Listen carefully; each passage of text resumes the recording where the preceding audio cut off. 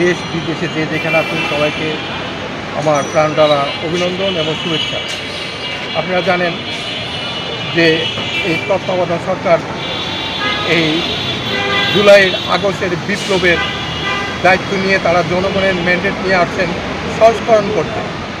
প্রথমেই দেখা যায় যে এই সংস্করণ হচ্ছে প্রথম, যেখানে আপনার সংস্করণের ভিতরে আসার কথা ছিল গণহত্যার বিচার প্লাস সন্ত্রাস বন্ধ করা, নিত্য প্রয়োজনীয় যা আছে সেটা করা।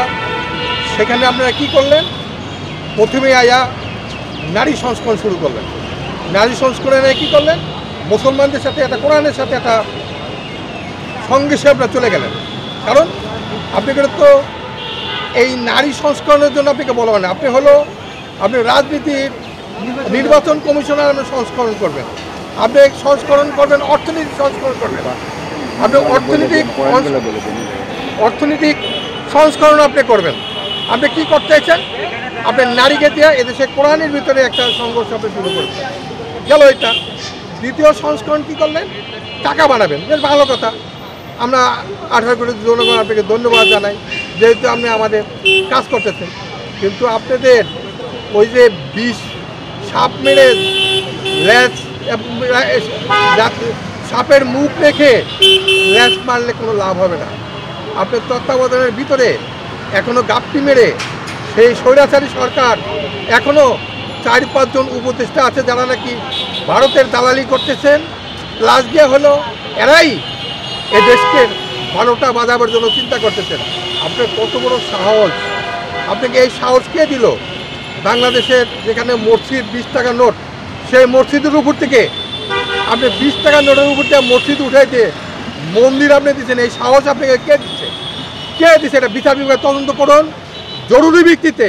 ঈদের আগে যদি আপনারা এই টাকা বন্ধ না করবেন তাহলে কি হবে? ঈদের পরে সারা বাংলার জনগণ ফুটে গেলে আপনি কিন্তু এই কোনো সংস্করণ কেউ মানবে না।